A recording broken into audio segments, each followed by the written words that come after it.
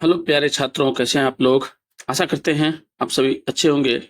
प्यारे छात्रों, आज हम लोग बायोलॉजी का जो पहला चैप्टर का ऑब्जेक्टिव करने जा रहे हैं, जो कि आपके जो एग्जाम है बिहार बोर्ड 12th क्लास का 2025 का, इसमें बहुत ही वीवीआई रहेगा यहाँ से, और इससे 100% प्रश्न आएंगे ही आएंगे।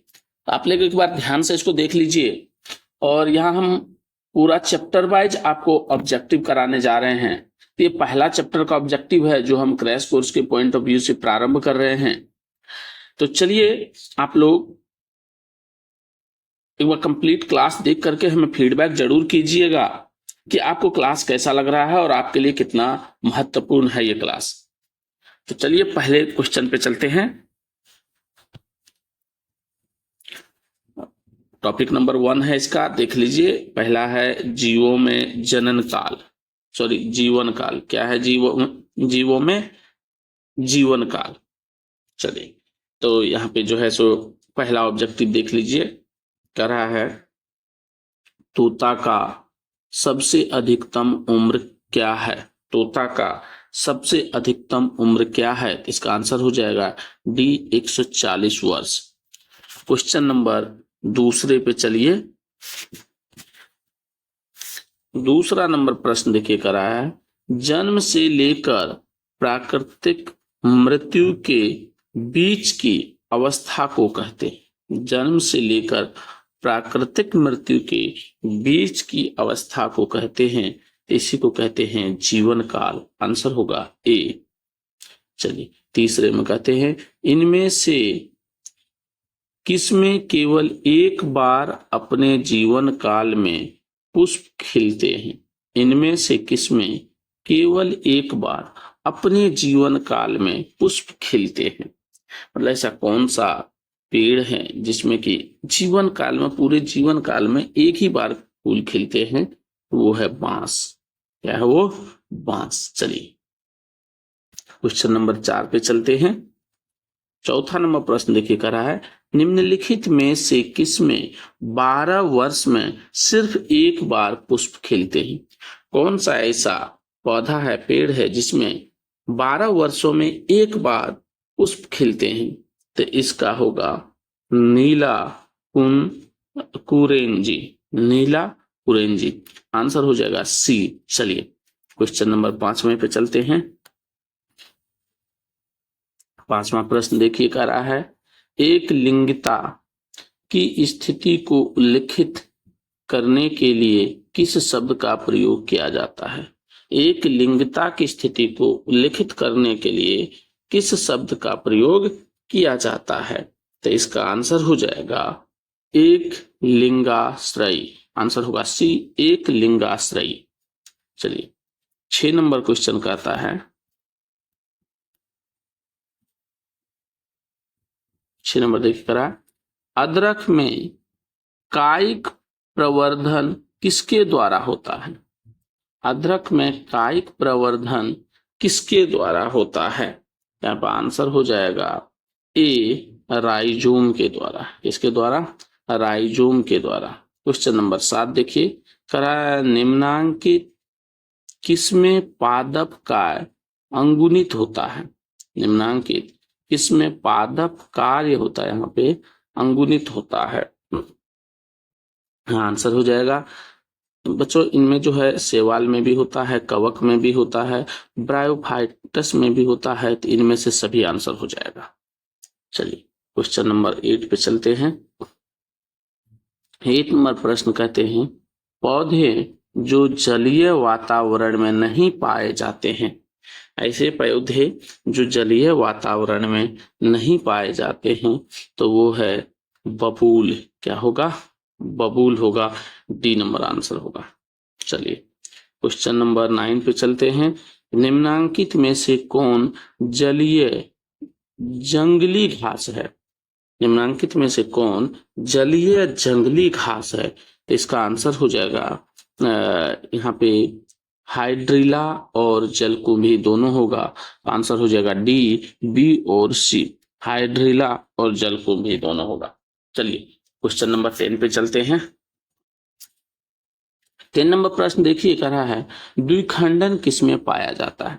द्विखंडन किसमें पाया जाता है, तो यहाँ पे आंसर हो जाएगा अमीबा में और पैरामीशियम दोनों में होगा। तो आंसर हो जाएगा सी, अमीबा और पैरामीशियम दोनों। चलिए क्वेश्चन नंबर 11 पे चलते हैं। कायिक प्रबंधन में क्या संभव है। कायिक प्रबंधन में क्या संभव है। कायिक प्रबंधन में अलैंगिक जनन संभव है। कायिक प्रबंधन में क्या संभव है, अलैंगिक जनन संभव है। चलिए क्वेश्चन नंबर 12वां पे चलते हैं। पादपों में एम्फीबियन उभय स्थानीय किससे संबंधित है। पादपों में एम्फीबियन उभय स्थानीय किससे संबंधित है, तो यहाँ पे आंसर हो जाएगा ब्रायोफाइटस। क्या हो जाएगा, ब्रायोफाइटस, बी नंबर आंसर होगा। चलिए क्वेश्चन नंबर 13 देखते हैं। मुकुलन द्वारा जनन किसमें होता है। मुकुलन द्वारा जनन किसमें होता है, तो इसका आंसर हो जाएगा यीस्ट।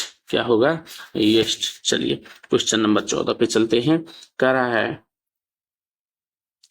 पेनिसिलियम उत्पादित करता है। पेनिसिलियम क्या उत्पादित करता है, तो यहाँ हो जाएगा आपका मीटोस्पोर और मियोस्पोर दोनों हो जाएगा। जूस्पोर नहीं होगा तो मीटोस्पोर और मियोस्पोर दोनों होगा, तो आंसर हो जाएगा ए और सी दोनों। चलिए तो 14 नंबर क्वेश्चन हो गया। 15वें पे चलते हैं। 15वां क्वेश्चन देखिए क्या करा है। समयुग्मक पाए जाते हैं। समयुग्मक पाए जाते हैं, तो समयुग्मक कहाँ पाए जाते हैं, क्लेडोफोरा में। डी नंबर आंसर होगा, क्लेडोफोरा में। चलिए क्वेश्चन नंबर 16 देखिए। पैरामीशियम में किस प्रकार का द्विविखंडन होता है। पैरामीशियम में किस प्रकार का द्विविखंडन होता है, तो यहाँ पे आंसर हो जाएगा आपका बी नंबर, अनुप्रास द्विखंडन। चलिए कोई दिक्कत होगा बच्चों, जल्दी से आप हमें कमेंट करके बताएं कि कैसा लग रहा है आपको प्रश्न। और ये देखिए जो प्रीवियस ईयर में जो क्वेश्चन पूछा है उसका भी डाटा दिया हुआ है कि कब क्वेश्चन पूछा है, किस सेक्शन में पूछा है। चलिए तो क्वेश्चन नंबर नेक्स्ट पे चलते हैं। और नेक्स्ट में दूसरा टॉपिक आ जाता है अलैंगिक प्रजनन। क्या आ जाता है, अलैंगिक प्रजनन। ध्यान से देखिएगा, अलैंगिक प्रजनन। तो अलैंगिक प्रजनन से प्रश्न हम लोग देखते हैं। 1 नंबर का प्रश्न है अलैंगिक जनन में कितने जीव भाग लेते हैं। अलैंगिक जनन में कितने जीव भाग लेते हैं, तो वहां पर होगा एक। दूसरा नंबर देखिए, पौधों में अलैंगिक जनन निम्न में से किस विधि द्वारा हो सकता है। पौधों में जो है अलैंगिक जनन निम्नलिखित में से किस विधि द्वारा हो सकता है, तो यहाँ पे आंसर हो जाएगा मुकुलन विधि, विखंडन विधि और कायिक जनन सभी के द्वारा होगा। चलिए क्वेश्चन नंबर 3 देखते हैं। तीसरा कर रहा है कायिक जनन निम्न में से किसमें किस प्रकार होता है। कायिक जनन निम्न में से किस प्रकार होता है। कायिक जनन किस प्रकार होता है, तो यहाँ पे भी आंसर हो जाएगा बच्चों जड़, संभव, स्तंभ और पत्ती। जड़, स्तंभ और पत्ती सभी के द्वारा होता है। अगला देख लीजिए क्वेश्चन नंबर 4 का है आलू में कायिक जनन किसके द्वारा होता है। तो आलू में जो है कायिक जनन तना के द्वारा होता है। किसके द्वारा होता है, तना के द्वारा। चलिए क्वेश्चन नंबर 5 पे चलते हैं। 5वां नंबर देखिए कह रहा है एक बीज पत्री में ग्राफ्टिंग विरले ही सफल होता है क्योंकि, तो यहाँ पर आंसर हो जाएगा आपका 5वां का भी हो जाएगा एक बीज पत्री कैम्बियम विहीन होते हैं, इसलिए यहाँ पे ग्राफ्टिंग विरले होते हैं या विरले ही सफल होते हैं। क्वेश्चन नंबर 6 देखिए। 6 में कह रहा है धान के पौधे के नर युग्मक के केंद्र में केंद्रक में 12 गुणसूत्र होते हैं। धान के पौधे के नर युग्मक के केंद्रक में 12 गुणसूत्र होते हैं। मादा युग्मक युग्मज तथा सीडलिंग कोशिकाओं में गुणसूत्रों की संख्या होगी। अगर नर युग्मक में 12 केंद्रक गुणसूत्र होते हैं तो मादा युग्मक, युग्मज तथा सीडिंग कोशिकाओं में गुणसूत्रों की संख्या कितनी होगी? तो क्रमशः हम यहाँ पे दिया हुआ है, तो क्रमशः देखिए 12, 24, 24 होगा। 12, 24, 24। चलिए तो जल्दी से क्वेश्चन नंबर 7 पे चलते हैं। क्वेश्चन नंबर 7 देखिए, निम्नलिखित में से किस प्राणी में ओवो भिवी पैरस होता है? ओवो भिवी पैरस होता है। इसमें ओवो भिवी पैरस होता है, यहाँ पर आंसर हो जाएगा रेट्रल स्पर्म। रेटल स्पर्म। चलिए क्वेश्चन नंबर 8 चलते हैं। पुष्पकर्मी पादप में कौन सा पश्च घटनाक्रम है? पुष्पकर्मी पादप में कौन सा पश्च घटनाक्रम है? तो इसका आंसर हो जाएगा बच्चों ए, पराग का स्थानांतरण। चलिए क्वेश्चन नंबर 9 पे चलते हैं। करा निम्नलिखित में से कौन सा पौधा द्विलिंगी है? निम्नलिखित में से कौन सा पौधा द्विलिंगी है? या हो जाएगा सरसों। क्या हो जाएगा? सरसों। चलिए क्वेश्चन नंबर 10 पे चलते हैं। करा किस अवस्था में शब्द डायोसियस का उपयोग होता है? किस अवस्था में शब्द डायोसियस का उपयोग होता है? तो इसका आंसर हो जाएगा एकलिंगी। 11वां नंबर देखिए, करानोड्स को आंख कहते हैं जो निम्नलिखित में से किसमें नया पौधा बनता है? नोड्स को आंख कहते हैं जो निम्नलिखित में से किसमें नया पौधा बनता है? यहाँ पे आलू हो जाएगा। क्वेश्चन नंबर 12वां देखिए, करा गतिशील सिलिया युक्त बीजाणु को कहते हैं। गतिशील सिलिया युक्त बीजाणु को क्या कहते हैं? तो यहाँ पर हो जाएगा जूस्पोर्स। जूस्पोर्स। क्वेश्चन नंबर 13 देखिए, करा कोई भी प्राणी एक अपवाद को छोड़कर अमर नहीं है। कोई भी प्राणी एक अपवाद को छोड़कर अमर नहीं है। यहाँ पे होगा एक कोशीय जीव। एक कोशीय जीव। क्वेश्चन नंबर 14 देखिए, करा निम्नलिखित में से सही का चुनाव करें। निम्नलिखित में से सही का चुनाव करें। तो यहाँ पे सही क्या होगा? यहाँ पे देखिए डी नंबर आंसर होगा हाइड्रा की कलिका। हाइड्रा की कलिका।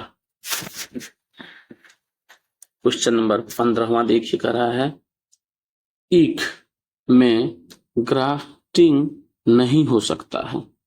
अब जैसे शुगर केन में ग्राफ्टिंग नहीं हो सकता है, तो इसका आंसर होगा वैक्यूलर बॉन्ड बिखरे होते हैं। इसमें क्या होता है? वैक्यूलर बॉन्ड बिखरे होते हैं, इसलिए इसमें ग्राफ्टिंग नहीं हो सकता है। देखिए खरा, पुदीना कायिक प्रबंधन करता है।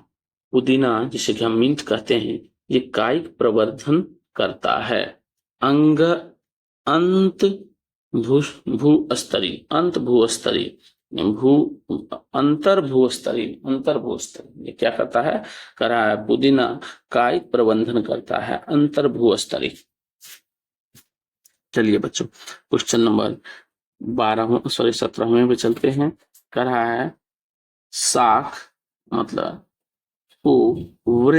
शाख को वृंत पर लगाया जाता है। इस प्रकार रोपण किए वृक्ष के फल किस पर निर्भर करेंगे? तो यहाँ पे क्या हो जाएगा आंसर?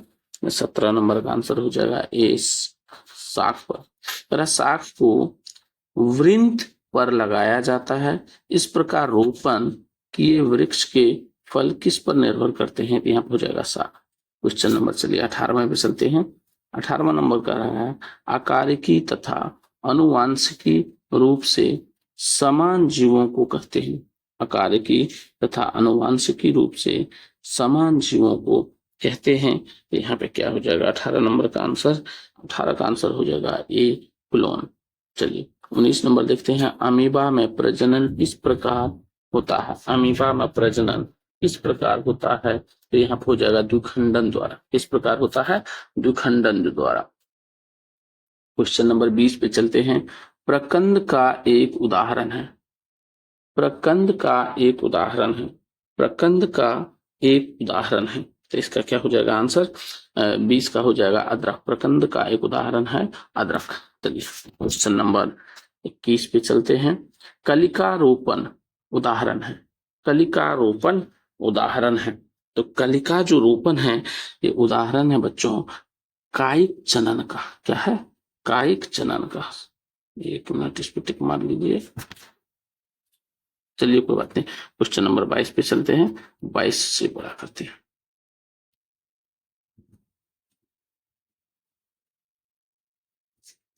बाईस में देखिए करा है पेनिसिलियम नामक कवक में अलैंगिक जनन मुख्य रूप से किस संरचना के द्वारा होता है?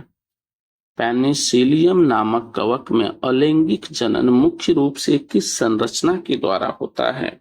यहाँ पे आंसर हो जाएगा सी, कोनिडिया के द्वारा। 23 नंबर देखिए इनमें कौन ठहरे हुए पानी में उगकर ऑक्सीजन खींच लेता है? कौन ठहरे हुए पानी में उगकर ऑक्सीजन खींच लेता है? तो यहाँ पर हो जाएगा जलकुंभी। चलिए क्वेश्चन नंबर 24 देखते हैं। कैसा लग रहा है बच्चों? जल्दी से हमें कमेंट करके बताएं। क्वेश्चन नंबर 24 देखते हैं। गेमा द्वारा प्रजनन होता है। गेमा द्वारा प्रजनन होता है तो ये होता कैसे है? तो कुछ ब्रायोफाइटा में, कुछ ब्रायोफाइटा में। क्वेश्चन नंबर 25वां देखते हैं।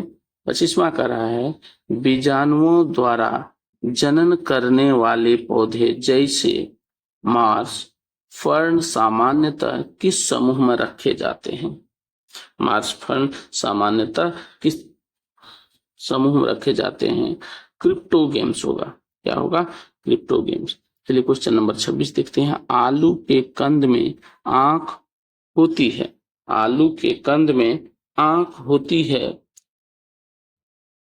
कक्षस्थ कलिकाएं। क्या होगा? कक्षस्थ कलिकाएं। चलिए क्वेश्चन नंबर 27वां चलते हैं। कह रहा है जब संतति की उत्पत्ति एकल जनन द्वारा होती है तब यह क्या कहलाता है? जब संतति की उत्पत्ति एकल जनन द्वारा होती है तब यह क्या कहलाती है? तो यहाँ पे आंसर हो जाएगा अलैंगिक जनन। क्या हो जाएगा? अलैंगिक जनन।